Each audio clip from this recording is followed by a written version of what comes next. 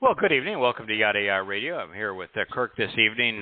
Dee is out with her daughter on a project, so when she gets back home, I'm sure she will call in.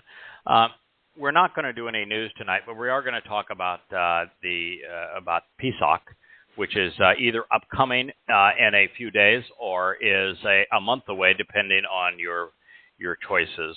I'll just tell you a little bit about my approach to this, and I am not one who is going to set a date for anyone. I don't like date setting.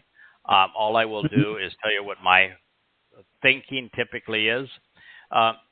When it comes to determining the first month of the year, Abib is based upon the concept of barley being ripe, green, but not dry. So it's barley that is still receptive, still growing, not hard, and so it's the timing that barley would be which is the first grain of the year to flourish. And barley, of course, is a symbol for saved souls, and the chaff is a symbol for that which is blown away by the wind and has no value.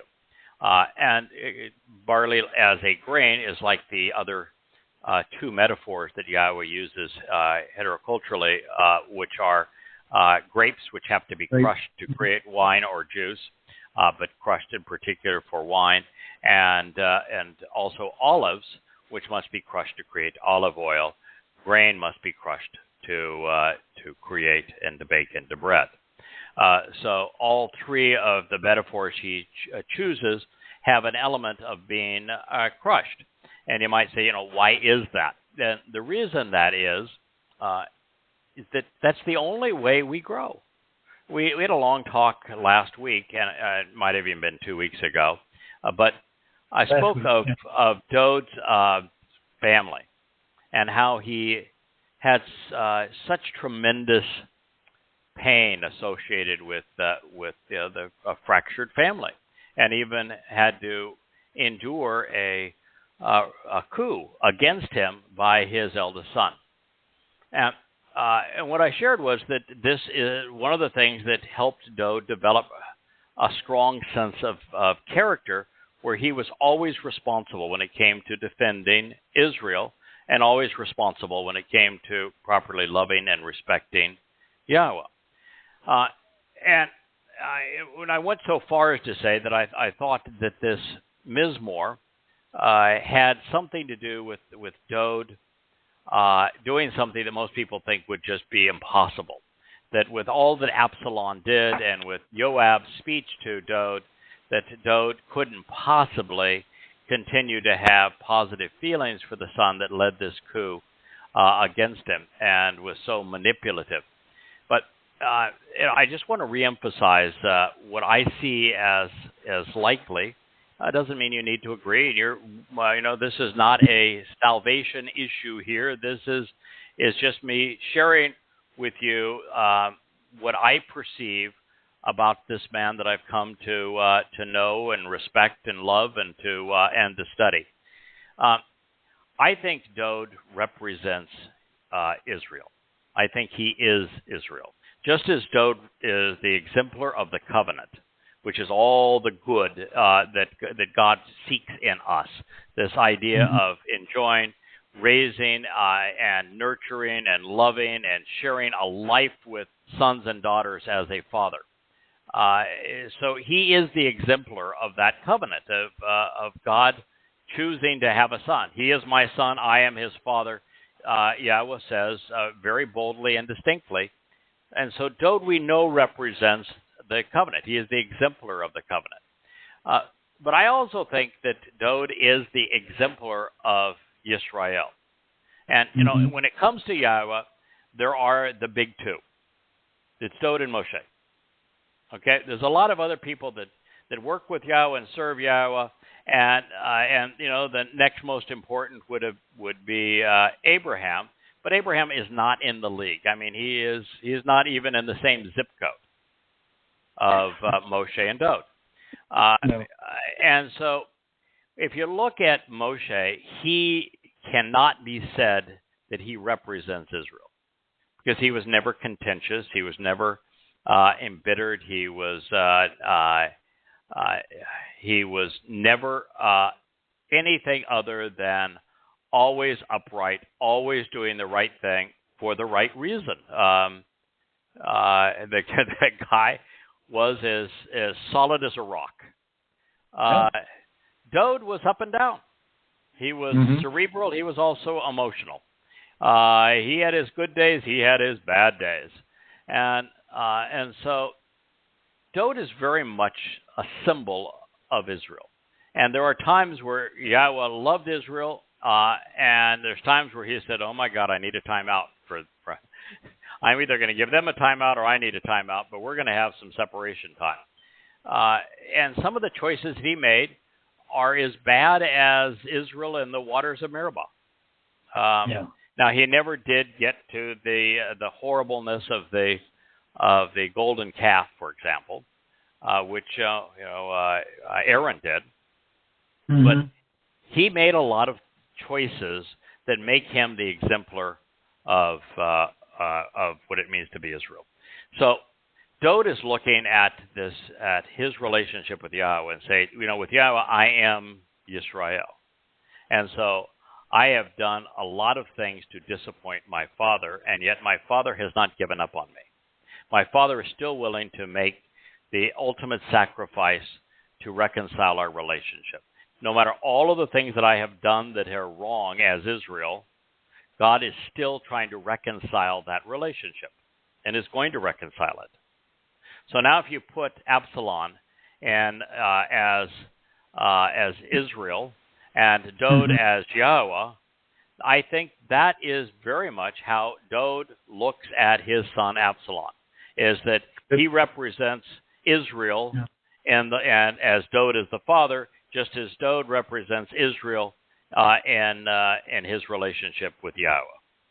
So that is the reason I think that Dowd was very motivated to see if he could do something on behalf of Yahweh and Yisrael that would contribute to the reconciliation of the family, and that it would also have value to him. But it is through those moments, that cause character, the crushing. Dowd was crushed by what happened pursuant to Absalom's rebellion. It crushed him. But in that moment, and recovering for that moment, I think is when he developed sufficient character to tell Yahweh, I'll do this. I'll serve as the Passover lamb. And so, as we are anticipating Passover, it's important for us to celebrate Dowd because Dowd is Passover. Abraham was the dress rehearsal, the harbinger of it, with the Yishak on Mount Moriah. Moshe codified what it meant and gave us another prophetic picture of Passover as the children of Israel were in Mitzrayim. But Dowd is the fulfillment of it. And so the best way for us to celebrate Passover is in that way. And so as we're talking about the timing, I was talking about Abib and what it means to be crushed. I view that since weather patterns have changed appreciably, and there really aren't a lot of barley farmers in and around Jerusalem, that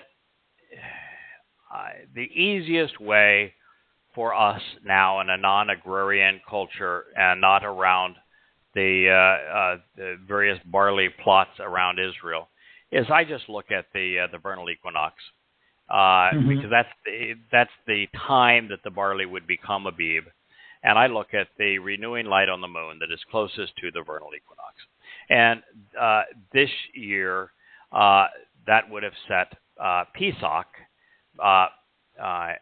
for this coming Sunday evening, which is when personally my wife and I are going to observe it. I know that there are a number of covenant members who are going to celebrate it 29 and a half days from that, and are going to postpone it a month. And they want to postpone it a month because there is reports in Israel that the barley is a little late this year, and also because there is a lunar eclipse and a solar eclipse. Both will be visible in the United States. Neither will be visible in Israel. But this year, on Pesach Matzah, there will be a lunar eclipse and a solar eclipse. And so, well, actually, it's the Abib 1, I think, is the solar eclipse. The lunar eclipse is the 14 days later. They have to be 14 days apart because a solar eclipse has to be a new moon, and a lunar eclipse has to be a full moon. Just the way the planet and the sun work together. So they're always 14 and a half days apart. So there are people that are going to celebrate it that way, and their reason was that that there is going to be a lunar eclipse on that day, and there will be a solar eclipse on what they will be celebrating as the first of Abib. Now, I am of the Yahowah response to Hezekiah's school on dating. So if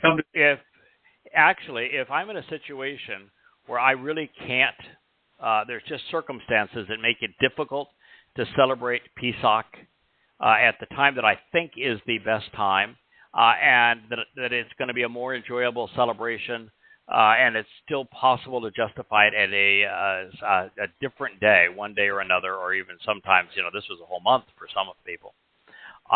I'll go with that flexibility because I think Yahowah's favorite Pesach celebration ever was when Hezekiah found a copy of the Torah, said, let's apply this. He removed all the religious rubbish from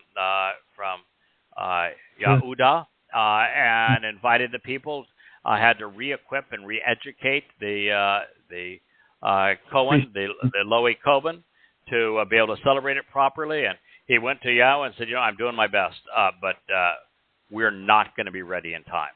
And to do this, we'd prefer to do it right than on the right date.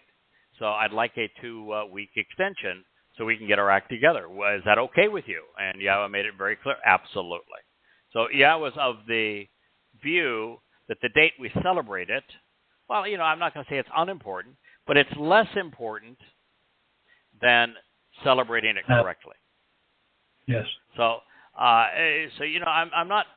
I've received a lot of terrible letters from people saying, I can't believe that God doesn't care when you sue it. There's a right date, and I'm saying no, there actually isn't a right date, and God made it very clear that there isn't a precise right date, which is why I don't set dates. I don't tell people what they should do. I can tell people what I'm going to do.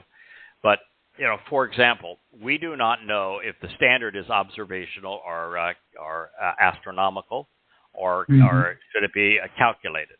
And I'm here to tell you that there isn't a clear answer on that, and I think there's not a clear answer for a lot of reasons. And if you were strictly observational, if it was a cloudy night, you would be unable to tell. And then even then, you have to decide, when is the renewing light? Does the renewing light have to happen before sunset? Or is the renewing light, could it happen, at after sunset?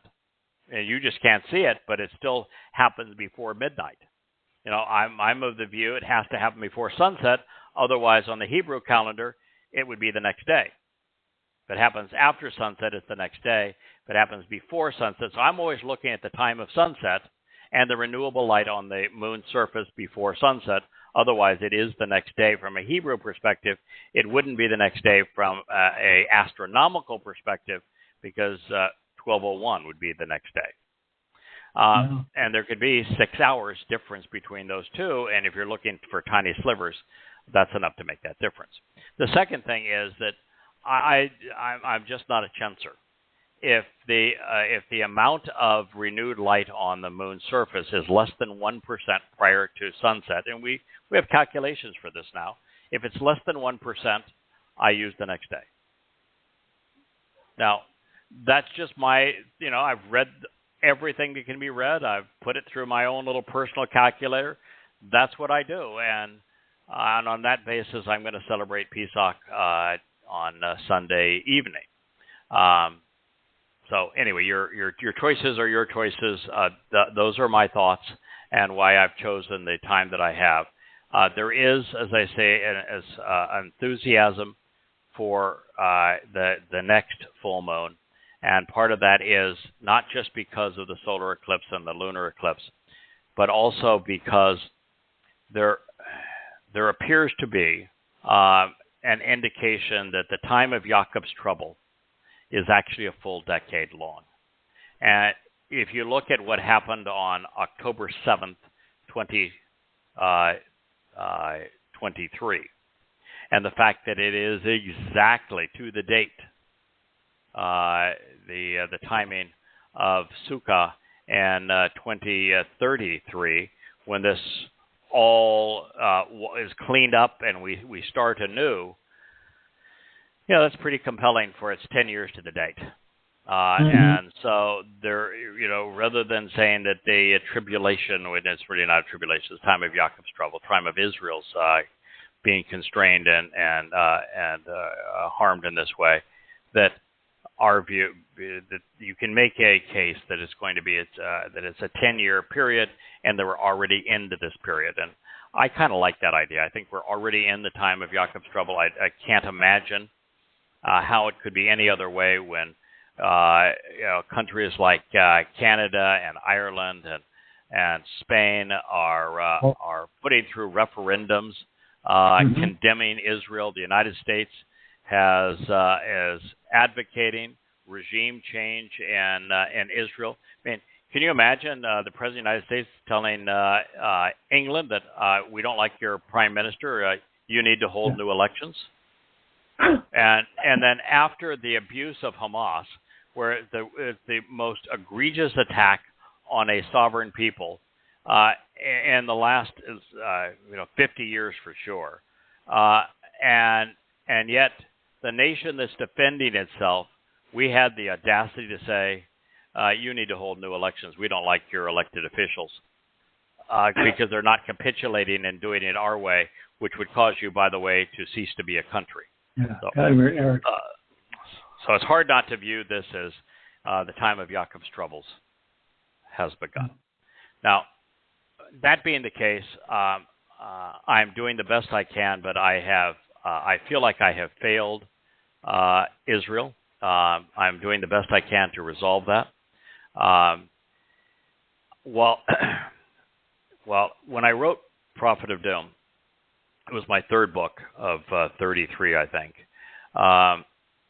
20 plus years ago, 21 years ago, probably now. It was the best I could do.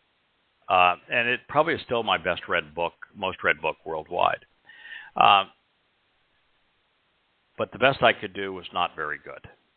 And it's mainly because I did not know at the time that the Christian New Testament was anti-Semitic and was hostile to the Torah, and that at least I had a name, Yahowah says, but there was no Yahowah says. It was Dowd that performed Pesach, which is why I'm glad we're in the Mizmowr again. We're talking about Dowd Psalms because that's what's important, is for us to recognize that Dowd fulfilled this, and unfortunately I had a lot of Christian references in Prophet of Doom, and so I'm embarrassed by that now. I look back at it and say that was really foolish of me, and so I feel like I'm now 7 months behind. I wish that goddamn religion was ready and available on October 8th, so that Israel would know who the enemy is that attacked them, and it had nothing to do with Hamas and everything to do with Islam. Since October 7th, I've spent a minimum of 12 hours every day, 7 days a week in this chair, trying to not only correct that mistake, but to serve God's people in the best way I know, because it is really important that Israel comes to know that all three religions that haunt her, and now I think there's four, that these four religions that haunt Israel, they need to be exposed and confronted. And of course, one of them is Islam. Islam is the motivation for the attacks against Israel, and the Muslims that invaded Israel on October 7th did exactly as the first Muslims under Muhammad's watch did. Exactly the same thing. The rapes were the same. The mutilations were the same. The burning people alive were the same. The attitudes were the same. The abductions for ransom were the same. The mass murders were the same. It was exactly the same attitude that existed towards the four Jewish communities that Muhammad specifically targeted and attacked, eliminating Jews from Arabia under a vicious, murderous, repulsive series of raids, just as October 7th. So it's important that the world know that, but it's also important that Jews know that Islam would not exist without the rabbis. That rabbis tried to make a buck selling Talmud recitals to Muhammad. Had they not done that, Islam would not exist today.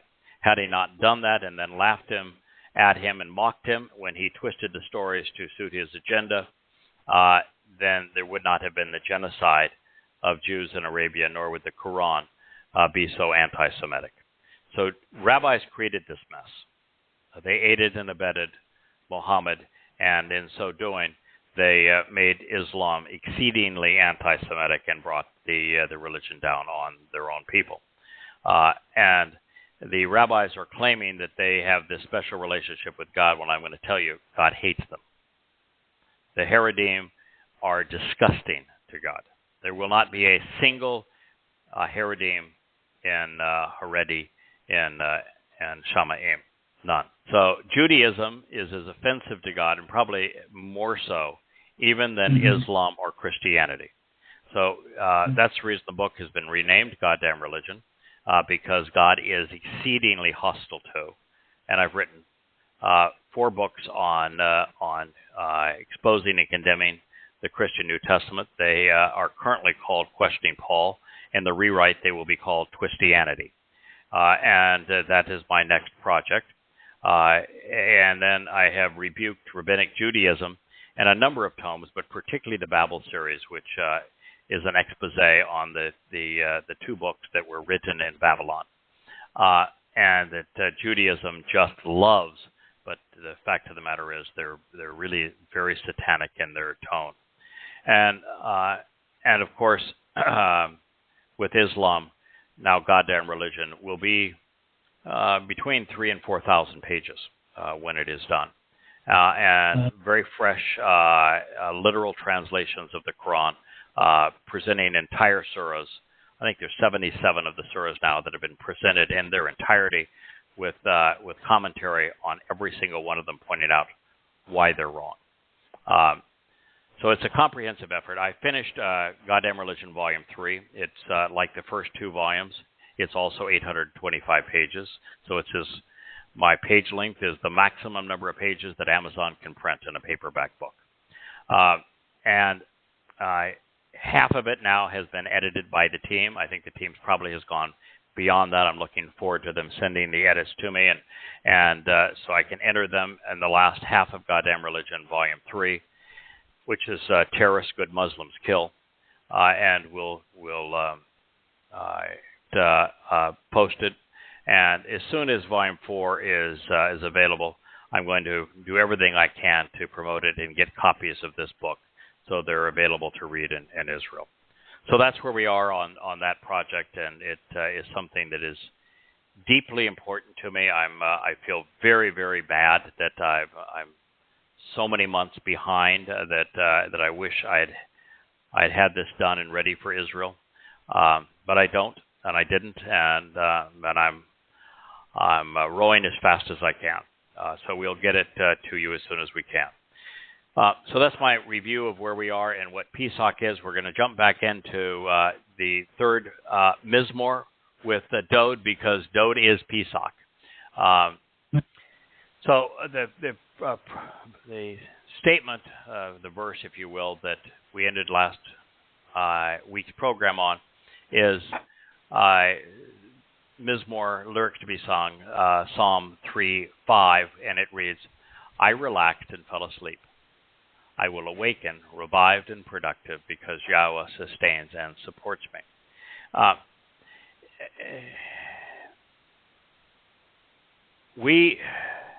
going to use we here.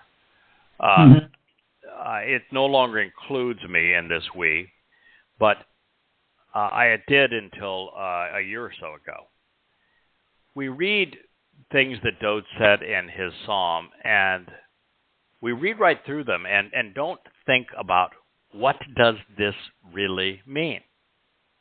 Does this mean that Dowd went to bed and woke up the next morning all refreshed, and he was saying, "Yeah, I'm going to write a song about the fact that I went to bed at night, I fell asleep. Yep, and I woke up the following morning. Oh yeah, and I was really feeling pretty productive because Yahweh sustains and supports me." What do you think the odds are that the most brilliant mind who ever lived, the most articulate lyricist in the history of the world, the one man that God called, "He is my son, I am his father," what do you think the odds are that he decided, "I'm going to dedicate a line in my psalm to the regenerative benefit of sleep"? I don't think so. I think it's a little deeper than that. Nothing. And so, what is he talking about? Dowd, at the end of his life, relaxed. Dowd and I are the opposite. When I say you can't. It sounds egotistical to put yourself in the same conversation with a person like Dowd and Moshe, and I'm going to do that here because it is Yahweh's way to communicate and to teach us is for him to speak through people who have real lives that we can relate to and see the best of us and certain of them and the worst of us and know that this is how he wants us to relate to him. So in the case of Moshe didn't get his act together until he was 40, and then didn't do a whole lot between 40 and 80, and between 80 and 120, man, he was on his game. And I'm kind of a Moshe guy. I can't claim much in my life between 0 and 40, but from 40 on, I've been on my game. I've been devoted to Yahweh and have made considerable strides in helping to awaken his people and facilitate the family reunion. Dowd was just the opposite. Dowd began with a bang at 8 years old. Maybe he was 10 by the time of Goliath, but he was 8 years old when Yahweh anointed him and saying, "This is my guy. He's the one that I have chosen." So he started off life robust. And we don't know how many years may have passed. There's not much text that separates Yahweh choosing and anointing him and felling Goliath with one stone. As I point out in Goddamn Religion 3, that Goliath was the first Palestinian to form the prostration prayer after conked him in the head with one stone. He did a nose plant, butt up, nose in the dirt. So I want to make certain that everyone knows that Goliath was the first to properly perform the Islamic prostration. I don't know if he was facing towards Mecca or Petra or whatever he may have faced at the time, but it would have been funny if that was the case. But Dowd, by the time he got to the end of his life, he was worn out. He just was. He was worn out. And it's tough leading Yisrael.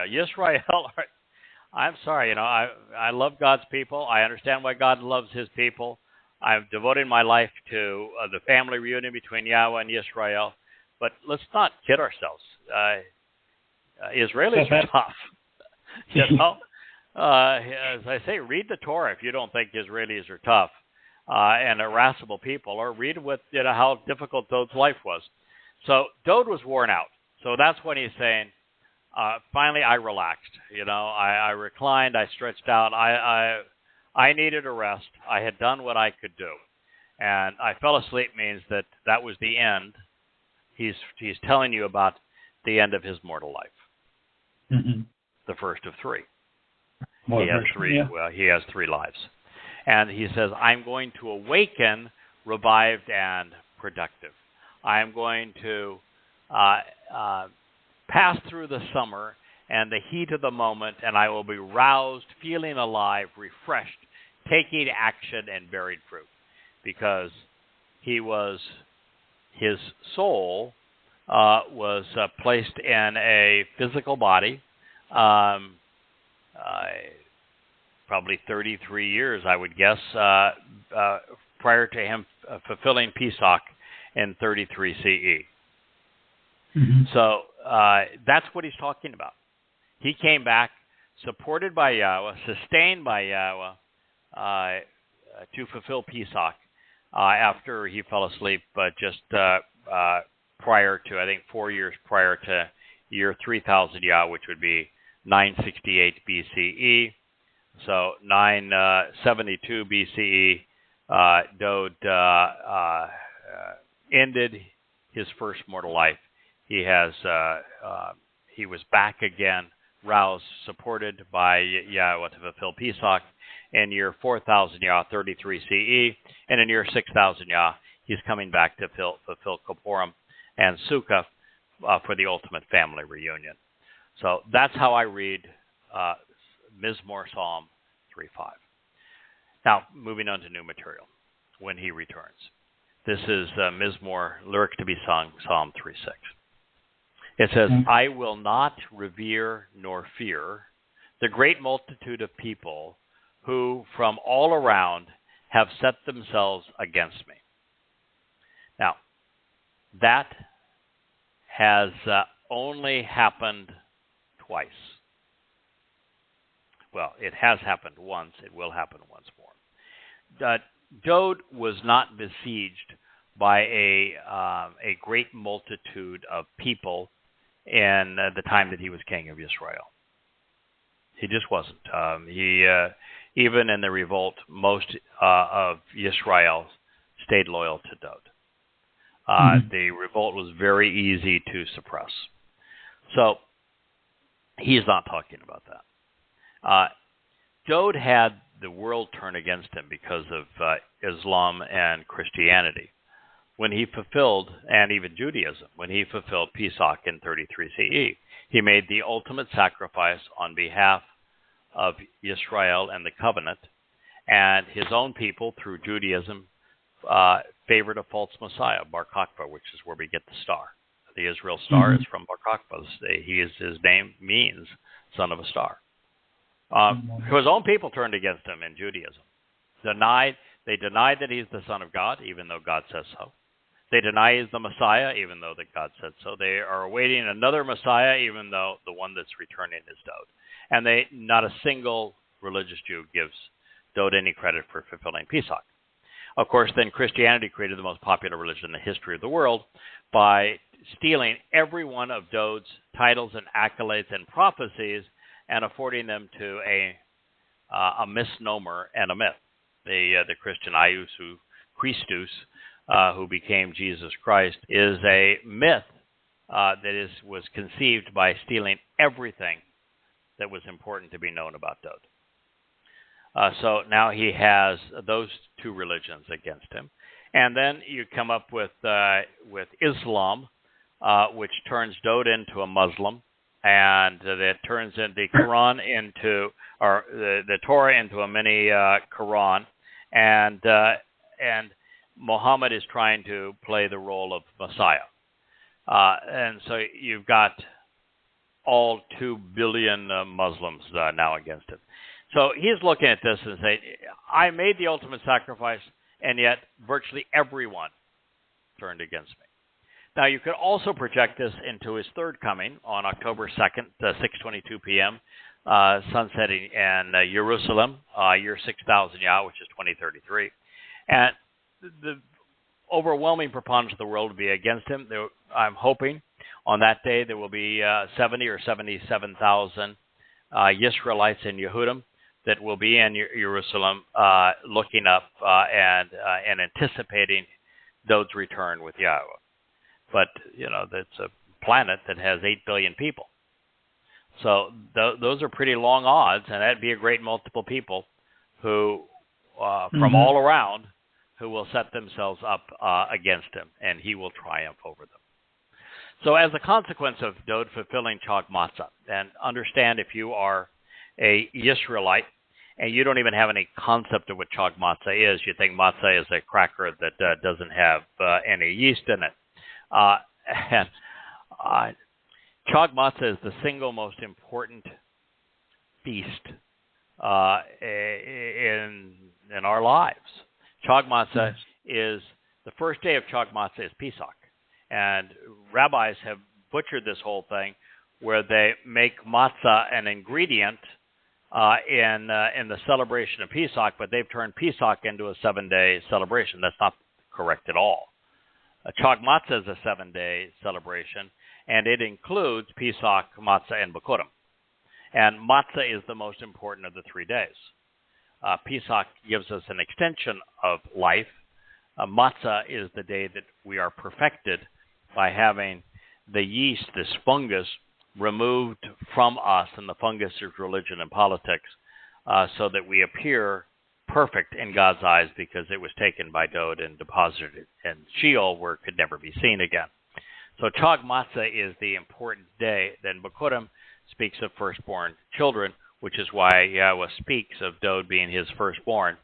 After taking our guilt with him into Sheol, Dowd was returned to go back to his father on Bikurim. So that's what he did when he fulfilled Chag Matzah.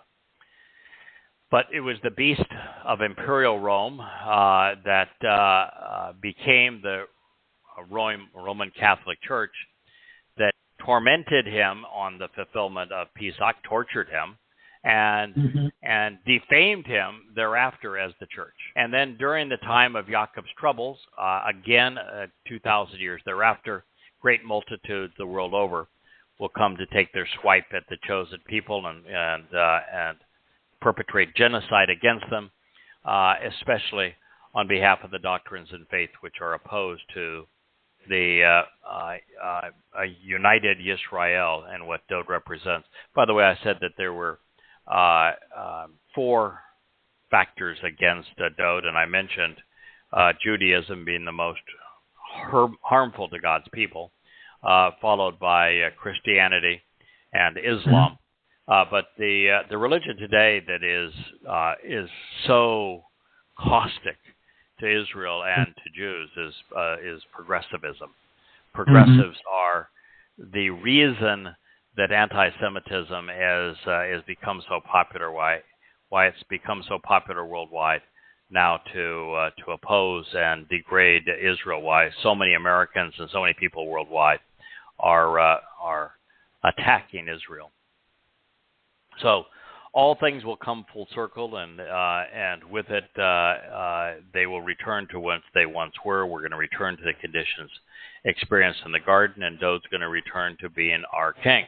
Dowd will be the one man against all of the religious and overtly political and the world, all of those that impugned his credibility, and none have done a more massive job of demeaning Dowd than Judaism. And it was Yahowah who enabled the lamb sacrifice, applicable now as the door to life. It was Dowd's soul who endured Matzah, where our guilt was put upon his soul as he was taken into Sheol. That's not possible without God's support, nor was it possible for him to be retrieved and become the firstborn on Bikurim, firstborn children, without Yahowah's direct intervention and support of his son. So they did this as father and son with the set-apart spirit who conveys the maternal manifestation of Yahowah playing a major role in the fulfillment of these 3 days, Pesach, Matzah, and Bakodim, leading to Shabuah, which is the promise of 7, where God's children are enriched and empowered. So they teach us how to become part of the covenant. They make it possible for us to become part of the covenant, which is why I think Mizmowr 3:5 and 3:6 are exceedingly important for us to understand what Dowd is actually speaking about. Your desire, Dowd wrote, and my will is for you to take a stand, Yahweh. You want to liberate and deliver me because it is your will to save me, causing me to be victorious, my God. Well, these are the kinds of things that in fact, it was the juxtaposition of these moods here. In the first one, it happens to be kum, which was written in the imperative, which is second person of volition. That would mean Dowd speaking to Yahweh, saying, this is Yahweh's choice, his desire, what he wants to achieve. That's what the imperative would mean when you is Yahweh. But the paragogic he makes it more emphatic. The cohortative is first person volition. So now we have a statement where the verb expresses the will of the speaker, the desire of the speaker, and the will and the desire of the one being spoken to in second person, who is Yahweh. Yeah. Okay. Wow. So what that means is you have to present kum. Kum means to take a stand. It means to encourage, to support, to establish. So it now has to be written such that you're expressing the will of the speaker and the will of the one he's speaking to, who is Yahweh. So it is your desire and it is my will for you to take a stand and for me to take a stand, Yahweh. You want to liberate and deliver me because it is your will to save me, causing me to be victorious. Your intent is to do what is required to rescue me, causing me to be an expression of your will, while enabling me to be like you, a savior, a liberator. So the second verb is yatzah. Yatzah was written in the hiphil, which means in the hiphil stem. The subject of the hiphil stem is actually the object of the hiphil stem comes to mirror the qualities of the subject, and the subject will put the object into action so that they are similar, and what they're achieving is similar. So that's the hiphil stem. The imperative mood conveys this as the will of the person being spoken to. So you want to liberate me. You want to deliver me. You want to save through me. You want to deliver through me, my God. So this is a really a very powerful statement. So, and this is just the opening part of it. But to understand it, you have to understand why is the second statement written in the hiphil, so that Dowd becomes like Yahweh. Dowd is, he's stating that Yah wants to yasha. Yah wants to deliver us. Yah wants to save us. Yah wants to liberate us, to separate us from harm's way. So the imperative says this is God's will, and the hiphil says that he's going to use Dowd in such a way that Dowd reflects the same qualities that Yahweh has. It makes Dowd Yahweh's understudy. So by saying that Yahweh wants to save Dowd, it is also saying that Yahweh wants to save through Dowd. And because kum was written both with first and second person volition. It means that you and I both want to take this stand. We want to do what is necessary for you to be able to save me and to be able to save through me. That's a very, very, very powerful message. Yeah. And so when we use all of these insights together, we have Dowd serving as our Savior and Yahowah making that possible, because they have both decided that's what they want to happen. This is Dowd saying, I have volunteered to make this happen. I want this to happen, and you want it to happen. They were of like mind. Yahowah realized that the best person to fulfill Pesach was Dowd, his son. And I think he calls himself, you are my father, I am your son, because of this. If you look at what happened on Mount Moriah with Abraham and Yishak, don't take the life of your son, your only son, whom you love, because I'm going to provide that lamb. Mm-hmm. Well, I'm going to provide the lamb by providing my son, whom I love. Mm-hmm. And so this is the way that father and son decided to make it possible for us to be part of the covenant, immortal and perfected, adopted as God's children through father and son working together in this way. So they literally reflect what they're achieving, and that they're doing it both expressing their free will. This is what they both decided they want to do.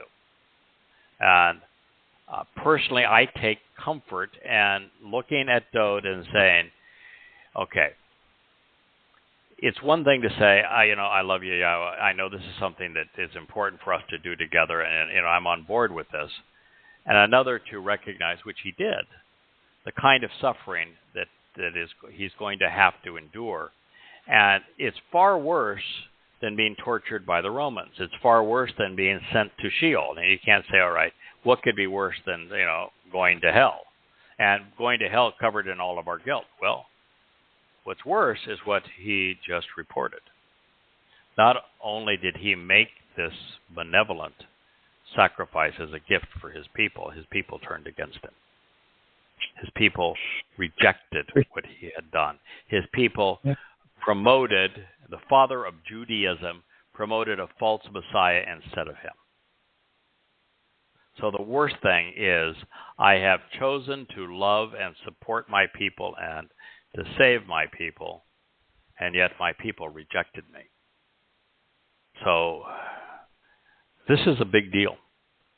And for Dowd to say, I still want to do this, it's a very, very powerful statement. It changes our perception of Dowd, because you could look at him and say, all right, he's a pretty normal guy. He made a lot of dunderhead moves, and so there's not much difference sometimes in the way that Dowd acts and the way that we act. Well, yes, there is. Yeah, it is. Yes, there is. And this is it. And I don't think there's anybody else in the world, history of the world, including Moshe, that would do this. So he's earned our respect. We have the opportunity to live forever with Yahowah, our Creator, our Father, in Shamayim, and be enriched and empowered by Him as His children because of what they did together. 25 Mizmowr from here in the third volume of now Coming Home. We encountered Dowd's expression of first and second person volition again. It was when I was writing the third volume of Coming Home that and dealing with first and second person volition on taking this kind of a stand that it finally dawned on me. And I finally said, oh my goodness, I've been reading right through this all the time. The reason the 22nd Mizmowr, which speaks of crucifixion and fulfilling of Pesach and Matzah and Bakodim, and and then the 80th Mizmowr, which speaks of particularly Matzah and the fulfillment of it, but the entire 3-day experience. And the reason that Isaiah 53 is introduced by, do you know who the Zeroah are? Is because this is Dowd. It's in first person because he's speaking of what he himself is going to do. And that he chose to do it. God didn't put him up to this. He made this decision independently, but he came to know that his Father supported him in this decision. It was the exact same thing that they both wanted to achieve. And at that moment, you realize there may not be, in all of human history, a realization, an insight, a discovery, a conclusion more powerful than this one. The realization that Dowd served as the Pesach, the Passover lamb, and that he fulfilled Matzah and Bikurim, so leading to Shabuah, so that we could enjoy the 5 benefits of the covenant. That means there was no Yosha, there was no Jesus, that Judaism is a false religion, and so is Christianity, and that the truth is profound, that Dowd is the Son of God, that Dowd is the Messiah, that Dowd is the Zeroah, that Dowd is our Savior, our Liberator, the one who delivered us from our own guilt. And you come to understand the power of Pesach, Passover, opening the door to heaven, opening the door to life, and the fulfillment of Matzah, making us perfect in God's eyes. Why did Yahweh look at Abraham, who was a scallywag, and say, I love him? Why did Yahweh look at Dowd, who did a lot of stuff that wasn't so good, and say, I love him to the extent he's my son. I'm going to build houses for him. I'm going to build thrones for him. I'm going to make an entire universe for him.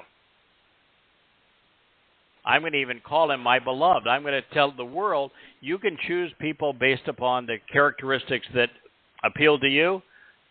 This man has the characteristics that appeal to me. And so I just think the realization that we can learn by reading the lyrics of the most prolific writer of his time, the most courageous, the most compassionate, the most capable man, maybe in human history, and benefit from him, and know to tell Yisrael that on Yom Kippurim in year 6000 Yah, October 2nd, sundown in Jerusalem in 2033, the Son of God that's returning. It's your Messiah that's returning. It's your King that is returning. It is your Savior that's returning. Now you can look at Zechariah 12 and you can say that when Yahweh says that you're going, when I return, associated with the one who has was pierced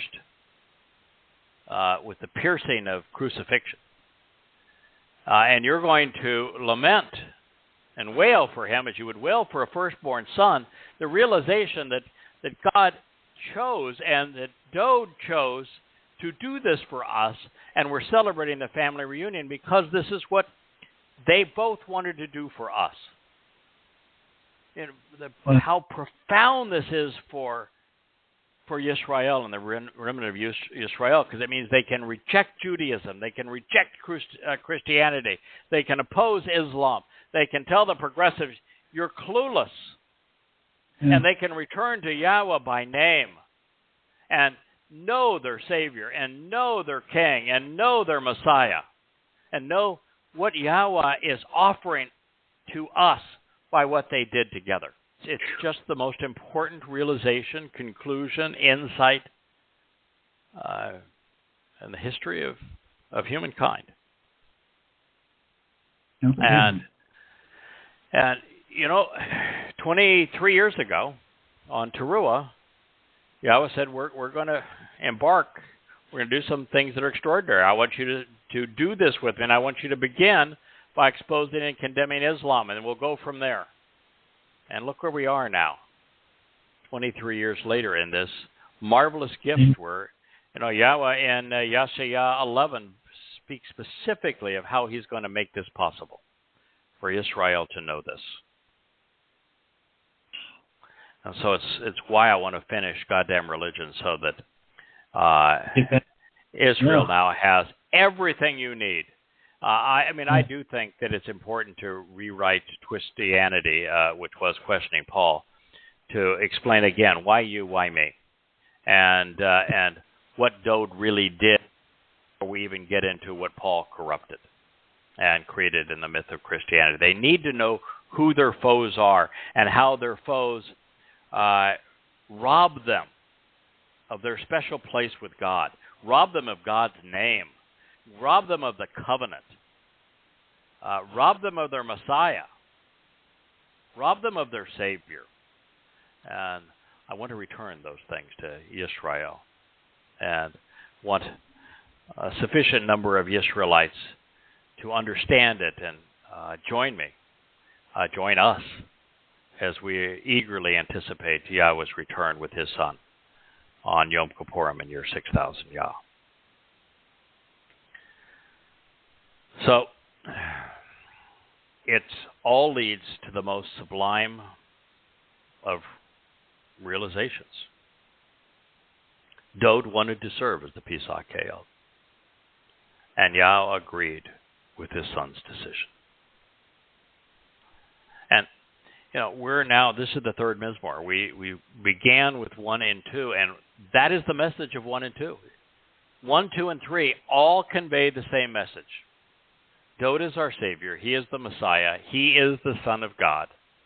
He did this for his people. And by fulfilling Pesach, we can be immortal and live forever. By fulfilling Matzah, we are perfected. Our guilt is gone. It's not that, we had an issue with being saved versus being delivered. We're delivered from our guilt, which makes us perfect. So there really is no saving. Because there's nothing against us. That's why I'm so comfortable doing what I do with God. Because I know that he enjoys and is so happy with what we're achieving on behalf of his people, on behalf of the covenant, on behalf of his Son. And anything that I do that is less ideal, he doesn't even see it. Because it doesn't exist, because it was already taken to Sheol. You can't be in a better position.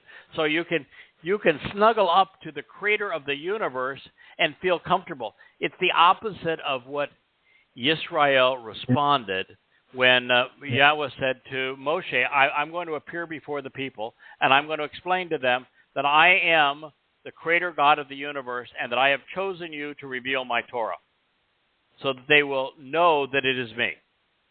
And of course, they were really uncomfortable with him because, this big booming voice and this big brilliant fire, and they thought that, God can see into us and knows how flawed we are. This is really uncomfortable for us. Well, I have exactly the opposite, because I don't have any crud that God can see that says, I should be embarrassed because Dowd took it all away.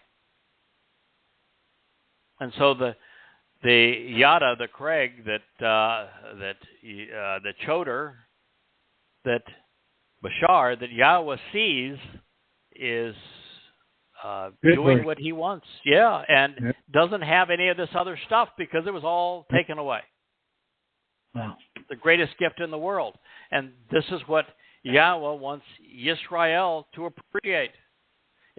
It's one thing to have done it, but to have done it and to have the overwhelming preponderance, not 99.99999% of the people that it was done for have spit in his face. Don't care, don't know. And have created a religion saying otherwise. This makes God so very real, so very loving, so very approachable. It talks about how much a loving father and son will sacrifice, will achieve working together. How much they trust one another, how much they love one another, how much they love their extended family and sibling, and to the degree that they will go to make it possible for us to be part of this family. So Dowd did what he needed to accomplish, to save his son, to save his people, and to save his reputation. He realized that all the stuff that he had done that people could hold against him and that would make it difficult for him to be king of Israel and the world and the universe forever, all goes away with 2 days. If he can endure 2 days and then all of the grief of his people spitting in his face and replacing him and all the religions that have degraded what he did, if he can endure that, then he has all eternity where he has our complete respect. I think it was the most brilliant choice in the world. Yeah. And I think even Yahweh realized it. What is 2 days? And I can take you away from all of the rubbish so that you don't have to endure the people nipping at you. It'd be very painful. That's why I don't think God sees a lot of things that go on the earth. I don't think he has any interest in seeing them. That's why I don't even think God's going to be very involved in judgment. I think he's going to delegate it. So God did what he needed to do. Father and son would take a stand together. They would support one another. And in so doing, Dowd, his people, his son, and his reputation were saved. Dowd became a savior like his father before him. It is Yahweh's words which ultimately save us. We find them presented throughout the Torah, and no one conveyed them more brilliantly and powerfully than Dowd. And so, with so much accomplished, and then squandered by his people, father and son are dismayed by the fact that there was probably the most tragic tale of unrequited love in human history. Mm-hmm. And there will be accountability for that. Mm-hmm. You need to know it. God is going to hold people accountable. He is, I hope that there's 7,000 of us that enjoy the harvest of Towrah, and I hope there's 77,000 of us that enjoy this marvelous celebration of Yom Kippurim. But that means that the overwhelming preponderance of God's people and of Goyim are going to be antagonistic and remain antagonistic to God.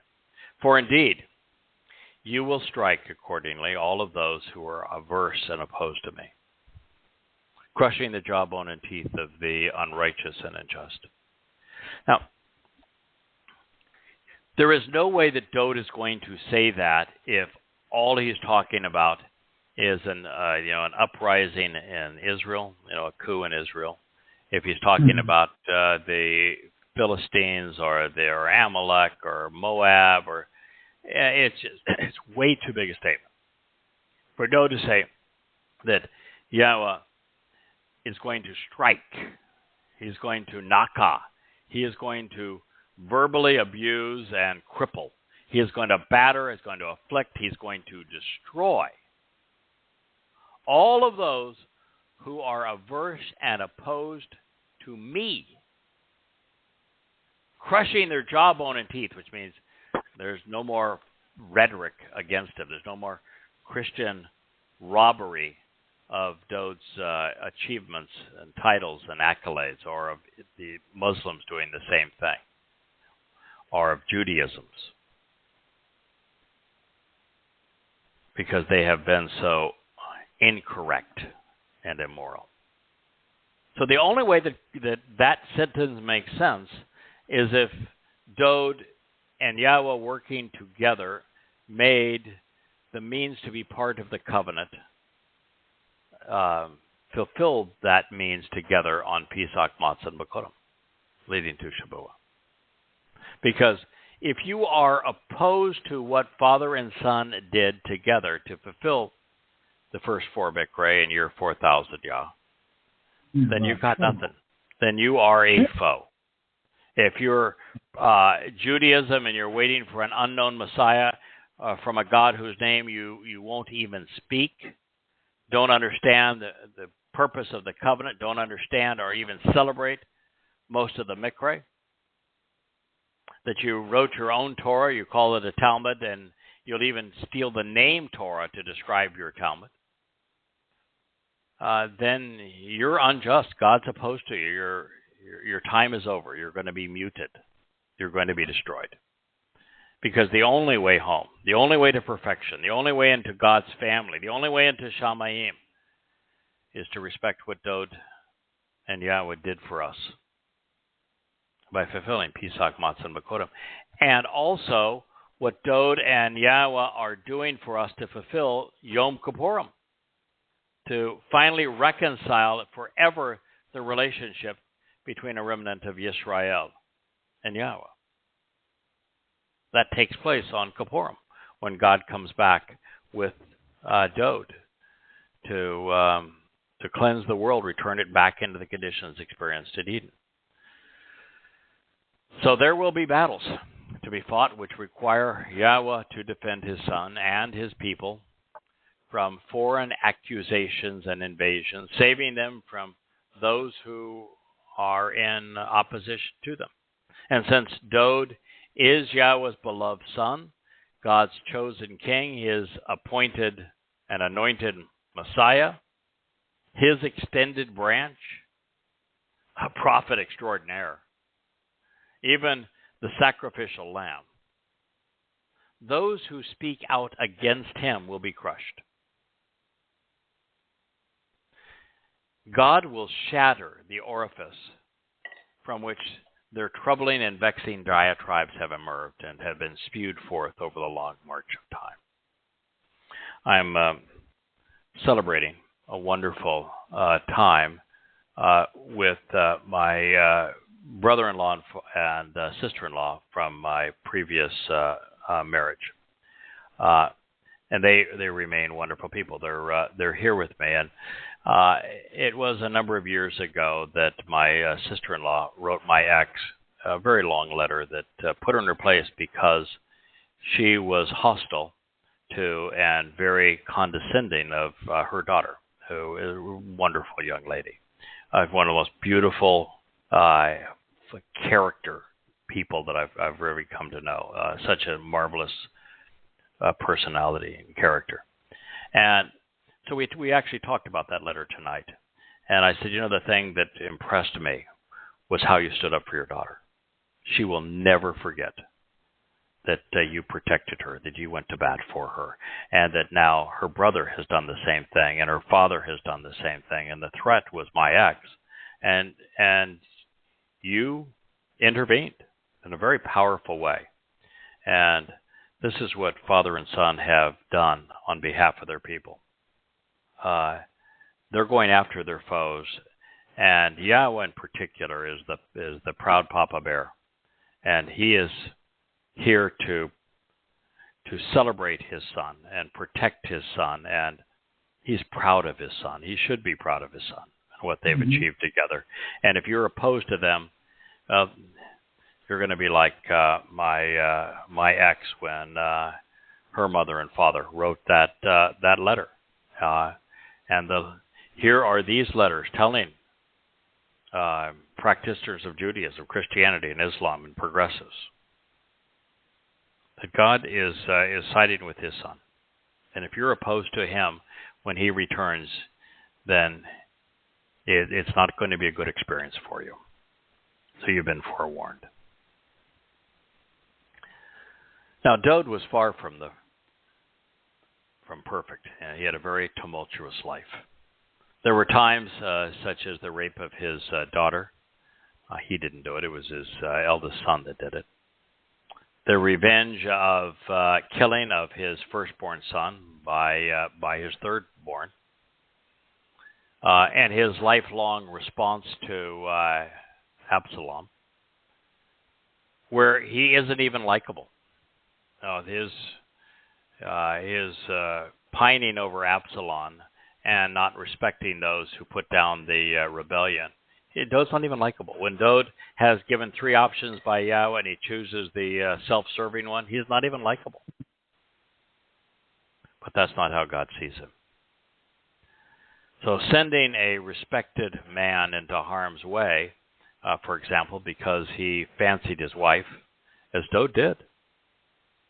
Sending others on an errand because he preferred the taste of Bethlehem's water, but risked their lives, is reprehensible. Yeah. Dowd made some really bad choices. But nonetheless, he made far many more brilliant ones. And if I'm going to look back at my life, Kirk, you looked at your life, we're not all on the positive side of the equation. We've made our contributions, and we've had our failures.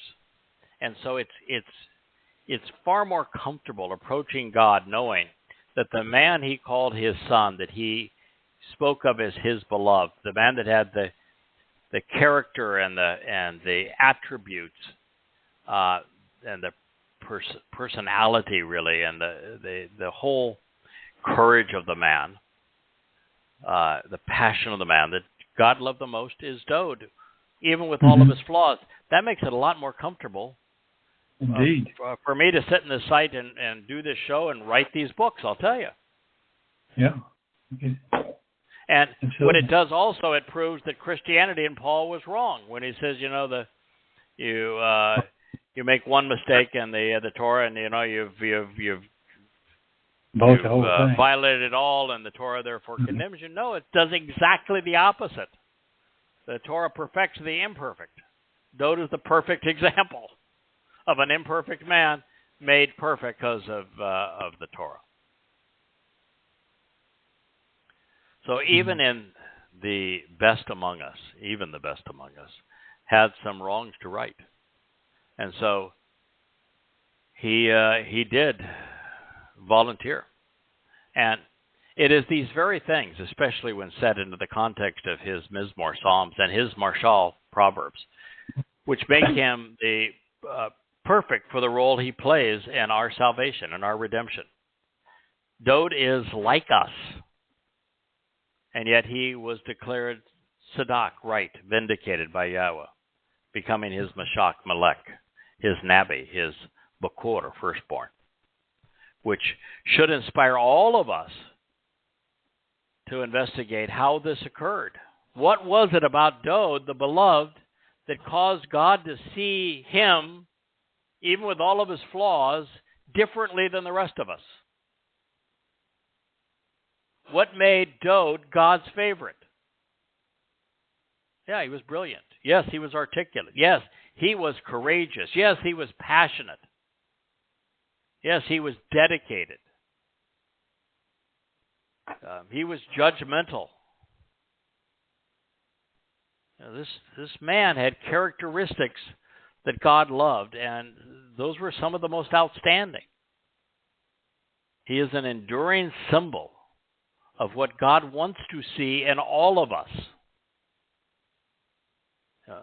Dowd is the person whose life we should be examining. We aren't capable, I don't think there's one of us that's capable of being Moshe.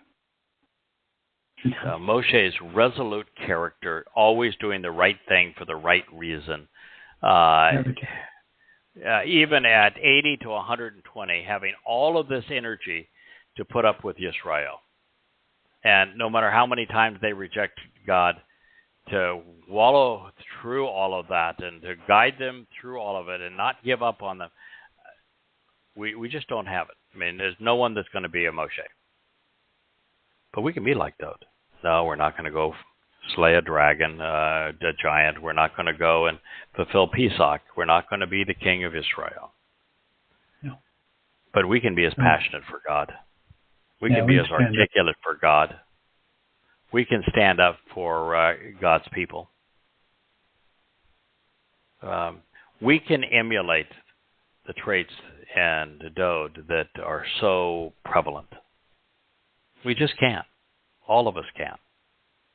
And when we do, we're going to please Yahweh. You know, what does God want from my life? Look at what Dowd delivered. Do the same stuff. You know, it's obvious which things pleased God and which things he did were not so good. But write about him. Write about the Torah. Explain the Torah. Celebrate the Torah. Speak lovingly and respectfully about Yahweh. Defend Yahweh's people, Yisrael.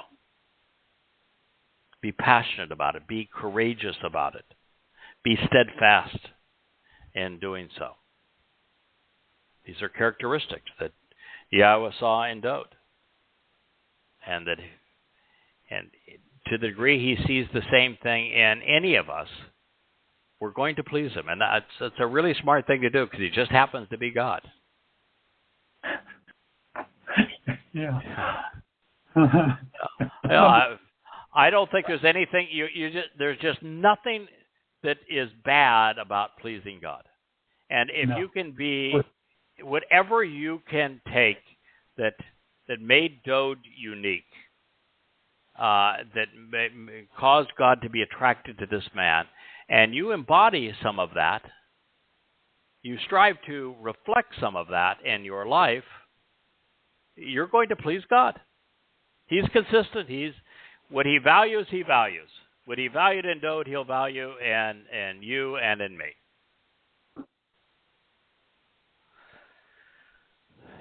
This next line is also quite powerful. It says, approach Yahweh for the salvation of your family and for your benefit. Salah, pause and consider this. God's people, Yisrael, through religion and politics, have been walking away from God for a long time. They won't say his name.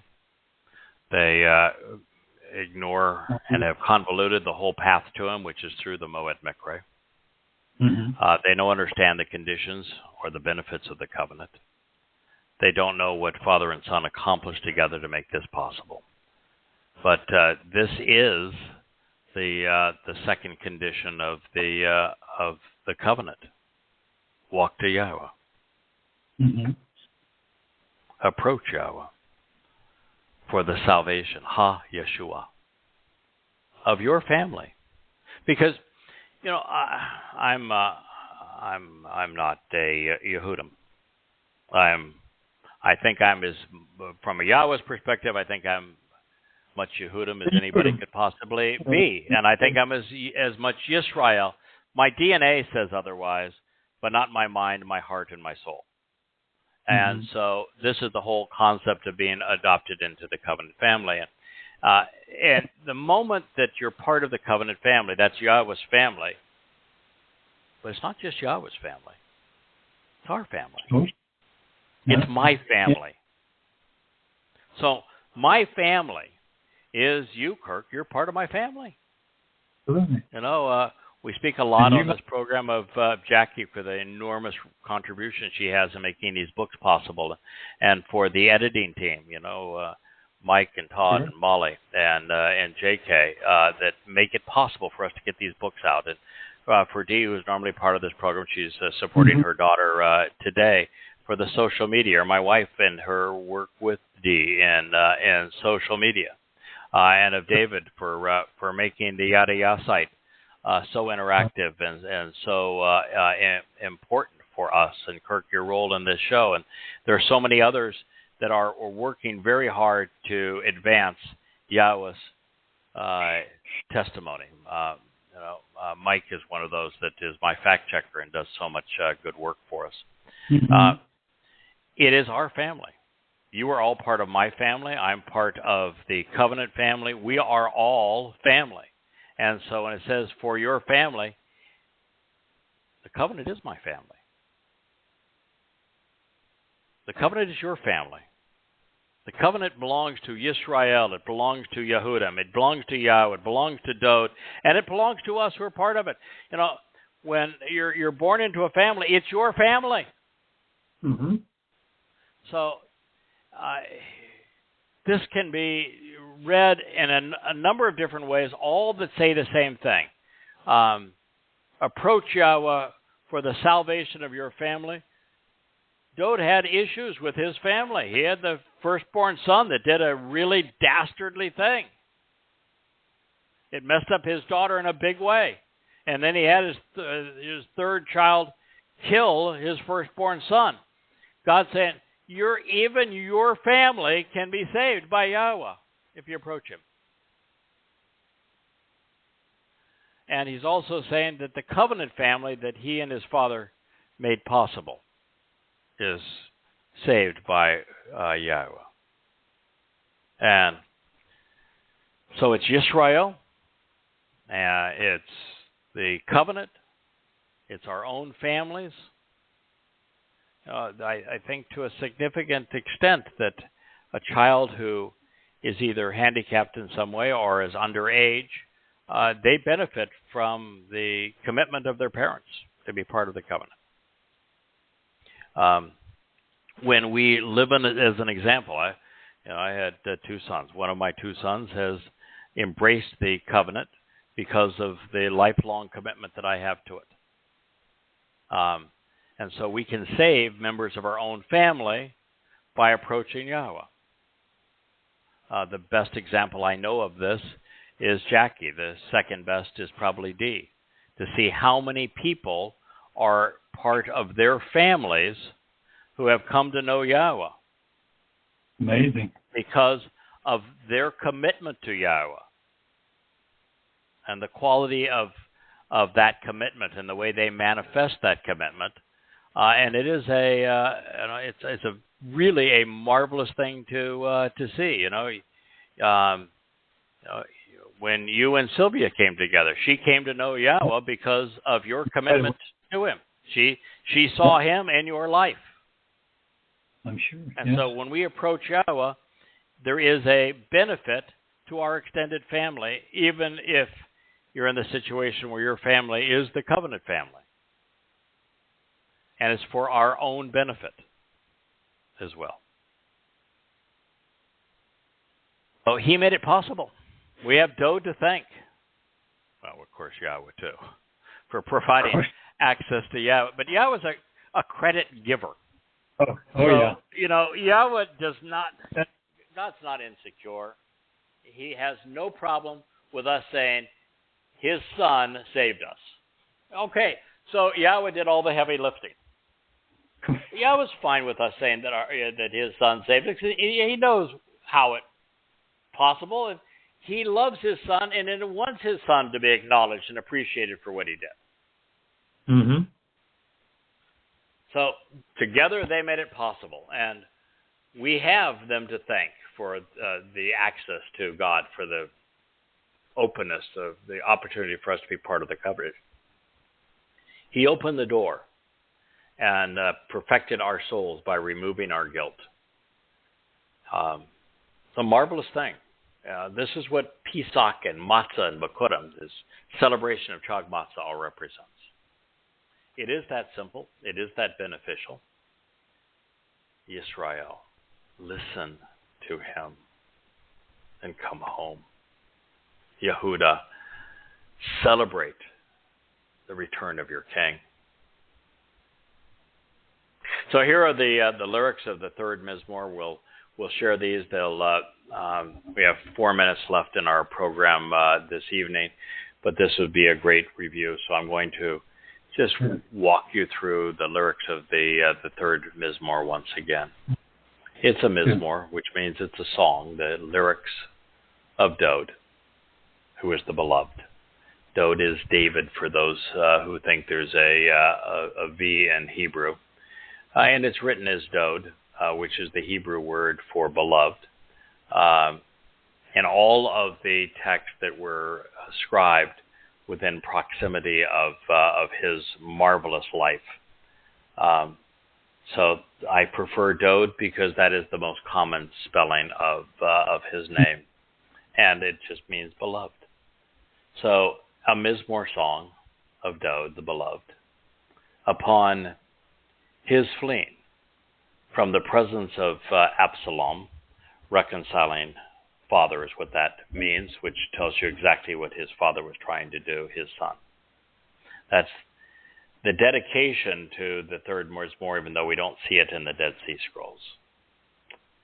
Yahweh, this is the first statement, and as it now appears in the Dead Sea Scrolls, Yahweh, what is the extent and why the increasing number of my adversaries and troubles and of me being confined and harassed? A great many rise up against me. I don't think there's ever been a person in human history, in fact, I can say for certain, there's never been a person in human history that has had 5+ billion people rise up against it. And that's what we're dealing with Dowd. Every religious Jew is in opposition to what Dowd represents. Every Christian, every Muslim, and every progressive. It's more people than anyone else in human history by a huge margin. I would think so. So Dowd is the most brilliant person who ever lived, and he is a prophet. So when he asks a question, you can be assured he knows the answer. He wants us to know the answer. They rise up against him because that is the nature of religions. All religions establish themselves of any, at least of the what's called the Abrahamic religions, by stealing from Dowd what is rightfully his. The titles Messiah, Son of God, and Savior in particular, as well as who's going to be the returning king. The preponderance of people are saying, of my soul, there is no salvation for him or through him with God. Pause and consider this. Please, if you get nothing more from this as we approach Pesach this year, understand that the preponderance of people are wrong. The rabbis are wrong, the Christians are wrong, the Muslims are wrong, the progressives are wrong, the conspiratorial are wrong. It's Dowd's soul that carried our guilt on Matzah into Sheol to deposit it. It's Dowd's Bashar, physical body, that served as the Pesach lamb so that we might live. It was Dowd who was returned to the Father as his son on Bakurim, the Bakor on Bakurim, to become the firstborn of the covenant. The preponderance of people are wrong. They have always been wrong. There is salvation through him and for him. You are Yahweh. You are a shield all around me and my source of deliverance.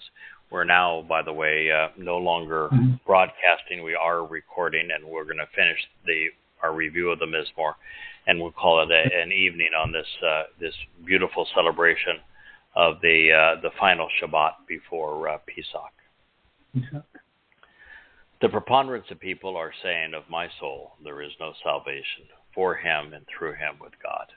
Pause now and consider how that could even be possible, particularly with prophecies like the 22nd Mizmowr. With this Mizmowr, telling us this is what God's going to do. With the first and second Mizmowr explaining he's the Messiah, he's the Son of God. He's the one who volunteered to save us. How is it possible that you can't get it? How is it that nearly 3,000 years transpired since these words were written, and we're the first people to say, this is what actually happened?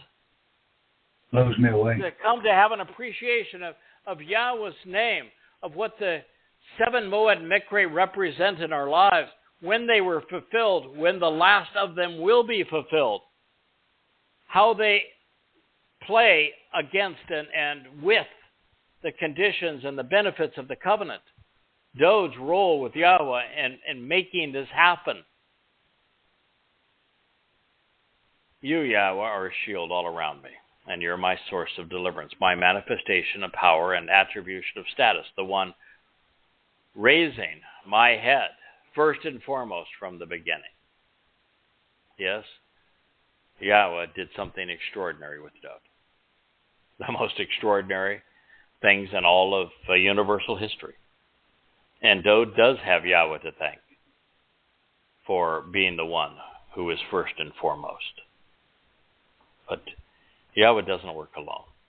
He found qualities in Dowd that he knew he could work with to achieve this extraordinary result.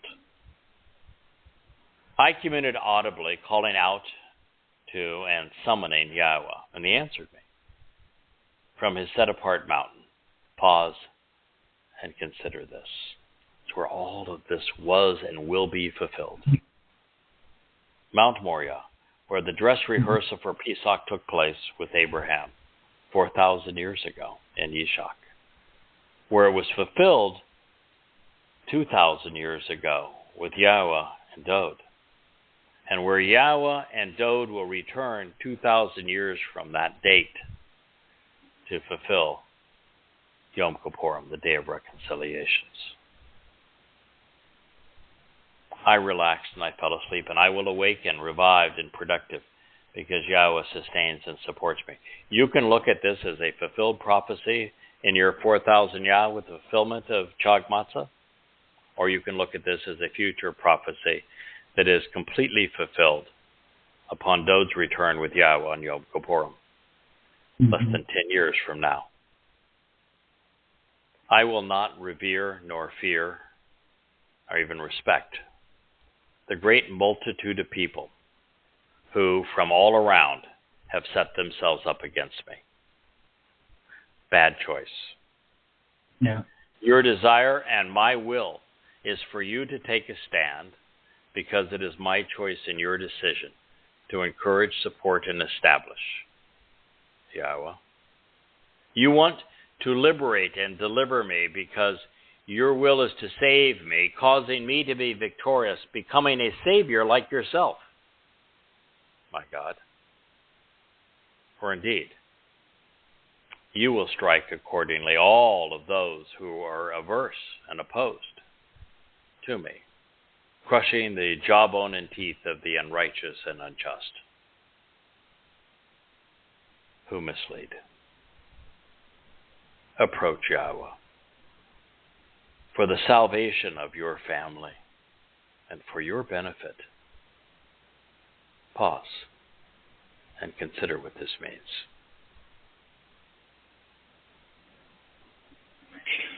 Some of the most powerful words ever written. I have nothing more to add to them, and as opposed to say, please cherish them. Please consider them. Please accept them. Please embrace them. Please come home. Father and Son have offered you and me the greatest gift in the history of the universe. Accept it, embrace it, capitalize on it, benefit from it. Dowd is the answer. Come to know Yahweh through Dowd. Come to celebrate Chag Matzah, as we will do here on Sunday evening, Monday, and Tuesday. Pesach, Matzah, and Bikurim. With the realization that a loving Father and His beloved Son made this possible, and that it was announced through Abraham and Yishak, and then it was explained by Moshe through Yahweh in the Torah, to be fulfilled by Father and Son, Dowd and Yahweh. I wish you a wonderful Shabbat. Please pause, think about what God had to say and what His Son had to say. And I look forward to speaking to everyone this time next week. May Yah bless. Good night. Thank you.